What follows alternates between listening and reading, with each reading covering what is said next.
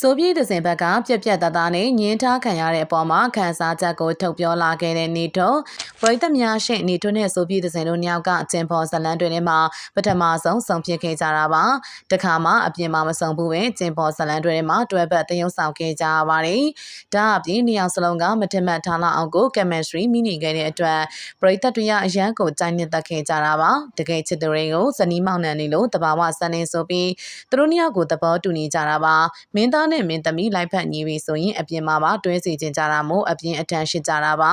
ပရိသတ်တွေကသဘာဝရခုလိုရှင်းလာတဲ့ပေါ်မှာဆိုပြည့်သစင်ကတော့ခါခါတီးတီးကိုညှင်းဆန်ထားခဲ့ပါတယ်ဆိုပြည့်သစင်ဘက်ကနေထွတ်ထွတ်နဲ့ရှစ်တာကိုသဘောမကျတဲ့အတွက်မလုပ်ကြပါနဲ့ဆိုပြီးပရိသတ်တွေကိုမြစ်တာရက်ခံထားခဲ့တာပါနေထွတ်ထွတ်ကိုလည်းအမှုပညာမောင်နှမတွေအဖြစ်သာသူ့ဘက်ကနေဆက်ဆံတာပါဆိုပြီးအပြတ်ပြောလာခဲ့တာဖြစ်ပါတယ်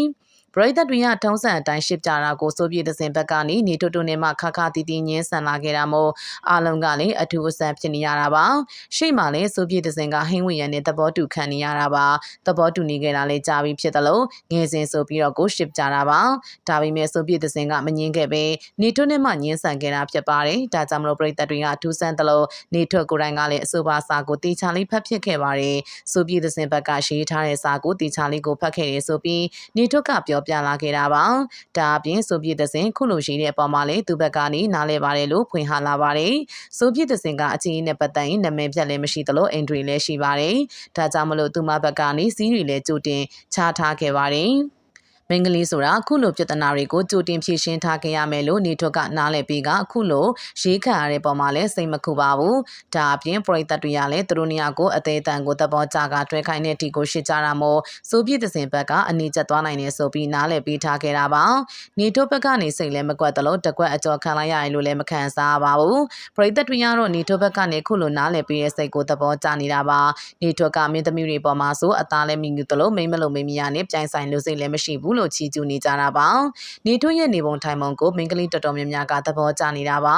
အင်္ဂလိပ်နဲ့မြန်မာလိုညှက်ပြောတာကြောင့်စနာဝေဖန်ကြတယ်ဆိုပေမဲ့ခုလိုပြောတာကသူ့ရဲ့ပုံစံမှန်ဖြစ်တာမို့နားလည်ကချစ်ခင်ပေးကြတဲ့သူတွေများပါတယ်ဆိုပြည့်တဲ့စင်ကအခုလိုစီးချလာတဲ့အတွက်နေထွတ်ဘက်ကလည်းအများကြီးစင်ကျင်ရတော့မှာပါလုပ်ငန်းရှင်တွေအနေနဲ့လည်းအရင်လုံးနေတက်နဲ့ဆိုပြည့်တဲ့စင်တို့ကိုပွဲတူငါတော့မှမဟုတ်တဲ့အတွက်အလုပ်တွေကတော့ဆုံးရှုံးသွားရနိုင်ပါတယ်ဒီလိုအလုပ်တွေဆုံးရှုံးသွားနိုင်တဲ့ပုံမှာနေထွတ်ကဆိုပြည့်တဲ့စင်ကိုအပြစ်တင်ထားတာမျိုးမရှိပါဘူးပရိသတ်တွေကတော့ဆိုပြည့်တဲ့စင်ကအလုပ်သဘောရရှစ်တာကိုတီးမခံနိုင်တာမှားတယ်လို့အပြစ်တင်နေတာပါဆိုပြည့်တဲ့စင်ဘက်ကစာရေးတင်တဲ့ပုံမှာနားလည်မှုအပြည့်အဝနဲ့စာနာပေးခဲ့တဲ့နေထွတ်အပေါ်ပရိသတ်တို့ရဲ့အမြင်ကိုလည်းပြောပြပေးခဲ့ပါအောင်အဆုံးထိကြည့်ရှုပေးခဲ့ကြတဲ့တယောက်ချင်းစီတိုင်းကိုကျေးဇူးအများကြီးတင်ပါတယ်ရှင်